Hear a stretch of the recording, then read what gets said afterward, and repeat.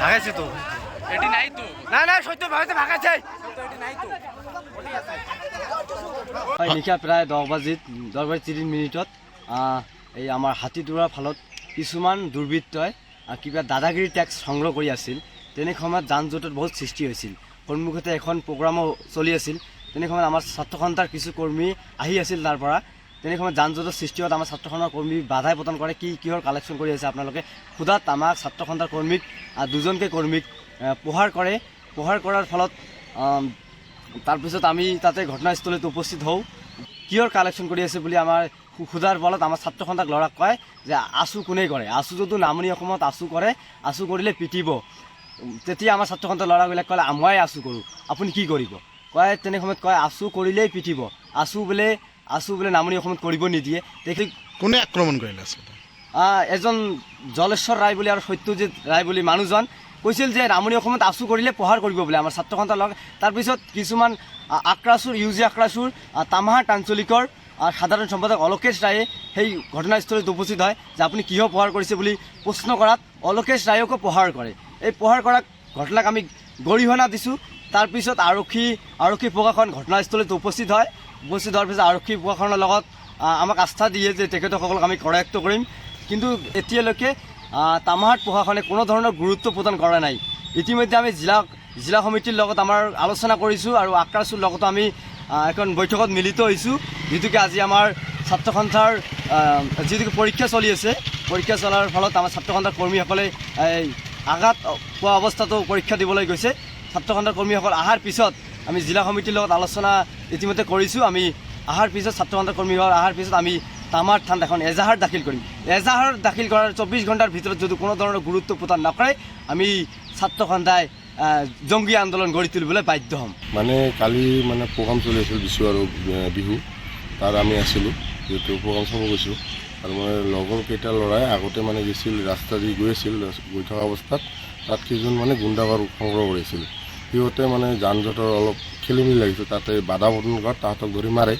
তাৰপিছত মই শুনা পাই কিনে পৰিস্থিতি বুজ ল'বলৈ গৈছোঁ যে কি হৈছে নহয়। সেইখিনি গৈ কোৱাতে সিহঁতে মোকো ধৰি মাৰে আৰু প্ৰাণে মৰাৰ ভাবুকি দিয়ে। কোনে কোনে মাৰিলে? সত্যজিৎ আৰু জলেশ্বৰ হয়। পিছত মই হস্পিটেল গ'লোঁ, থানাত গ'লোঁ। থানাৰ পৰা মেডিকেল কৰিব দিলে। মেডিকেল কৰিব দিয়াতে মই মেডিকেল কৰি আহিলোঁ। এইখন মোৰ প্ৰেছক্ৰিপশ্যন নাই। আৰক্ষী আছিল যিহেতু সিহঁতে প্ৰগ্ৰামত আছিল, প্ৰগ্ৰামৰ পৰা অলপ আঁতৰত হৈছিল ঘটনাটো, সেইকাৰণে মানে অলপ লেটকৈ হৈছে। এতিয়া মই উচিত তদন্ত আৰু বিচাৰোঁ, দোষীক শাস্তি পাব লাগে। হাতীটোৰে আমাৰ এখন ফিল্ডত আমি বিহু তথা বিশ্বকৰ্মা উদযাপন কৰি আছিলোঁ। কৰি থকা অৱস্থাত আমালোকৰ সুন্দৰভাৱে প্ৰগ্ৰাম অনুষ্ঠানখন চলি আছিলে। চলি থকা অৱস্থাত দেখা গৈছে আমাৰ এই দুজন ল'ৰা আছে, জলেশ্বৰ ৰায় আৰু সত্যজিৎ ৰায়। তেওঁলোকে গুণ্ডাকৰ সংগ্ৰহ কৰি আছিলে। এই ৰাস্তাত মানে বাটত মানে ডাম্পাৰৰ পৰা পইচা কালেকশ্যন কৰি আছে, কোনোবা মুৰ্গী গাড়ীৰ পৰা পইচা কালেকশ্যন কৰি আছে। এই গুণ্ডা টেক্স কালেকশ্যন কৰি থকা অৱস্থাত এই আমাৰ তামাহাট আঞ্চলিকৰ আছুৰ ল'ৰাকেইজন মানে ইফালে ৰাস্তা দি গৈ থকা অৱস্থাত মানে ৰাস্তাটো যান জঁটৰ সৃষ্টি মানে অলপ কিবা কথা কোৱাতে তেওঁলোকৰ আছুৰ ল'ৰাৰ ওপৰত হৃদয় ৰায়ক মাৰপিট কৰে। আৰু তাৰপিছতে আমাৰ যিটো অনুষ্ঠানখন চলি আছিলে, যিটো আমি আক্ৰাসুৰ আনডিভিডেড গোৱালপাৰা আক্ৰাসুৰ উদ্যোগত তামাহাট আঞ্চলিক, কামৰডাঙ্গা আঞ্চলিক আৰু ডিংডিঙা আঞ্চলিকৰ উদ্যোগত আমি বিহু বেচিমা পাতি আছিলোঁ। সেইটো সময়ত যিহেতু আমাৰ সন্মুখত ঘটনাটো, এতিয়া আমাৰ কেইজনমান ল'ৰা, আমাৰ তামাহাট আঞ্চলিকৰ সম্পাদক অলোকেশ ৰায় আৰু দুজনমান ল'ৰা যায় যে কি হৈছে ঘটনাটো তাত বুজ ল'বলৈ গৈছিল। বুজ ল'ব যোৱাৰ পিছত আমাৰ তামাহাট আঞ্চলিকৰ সম্পাদকক অলোকেশ ৰায়কো মাৰপিট কৰে আৰু প্ৰাণে মাৰাৰ ভাবুকি দিয়ে।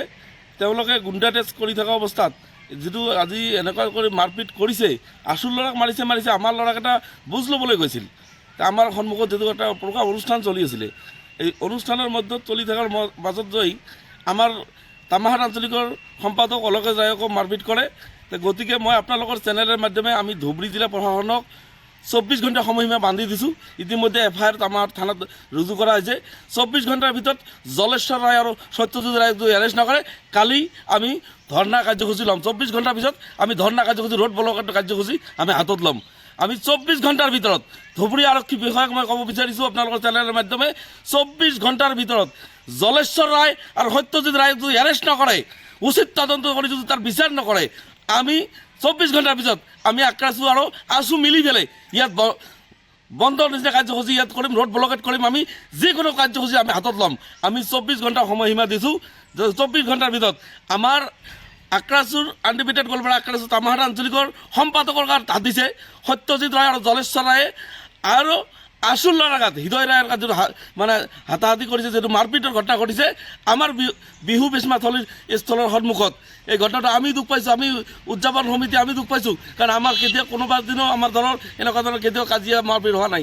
কিন্তু আমি এতিয়া অসমৰ মূল সংগঠন বুলি ক'বলৈ গ'লে আশু ক'ব লাগিব, কাৰণ খিলঞ্জী আমাৰ জনগোষ্ঠীৰ মূল সংগঠন আমাৰ যিটো আশু। আগত আমাৰ অঞ্চলৰ মানুহ আশু কৰিছিলে, কিন্তু আশু কৰিলে তাত কি আপত্তি আছে? আমি আক্ৰাচু কৰিছোঁ, আমিতো কাকো বিৰোধী কৰা নাই যে আজি আশু কৰিছে, তেওঁলোকৰ কি ক্ষতি হৈছে? তেওঁলোকে দুজনে আশু কৰিবৰ কাৰণে ভাবুকি দিছে, প্ৰাণে মাৰা ভাবুকি দিছে, আশুৰ ল'ৰাক বোলে প্ৰাণে মাৰি পেলাব। তো আমি এইটো দুখ পাইছোঁ। প্ৰশাসন বিভাগক মই ক'ব বিচাৰিছোঁ যে অতি সোনকালে 24 ঘণ্টাৰ ভিতৰত ইয়াৰ একশ্যন হ'ব লাগিব, ইমিডিয়েট এৰেষ্ট হ'ব লাগিব, উচিত বিচাৰ হ'ব লাগিব, নহ'লে আমি ৰোড ব্লকেট আশু আৰু আক্ৰাচু মিলি আমি ইয়াত ৰোড ব্লকেটৰ নিচিনা কাৰ্যসূচী হাতত ল'ম। যিকোনো খবৰৰ বাবে যোগাযোগ কৰক 7099017330 লগতে 7099017110 নম্বৰত।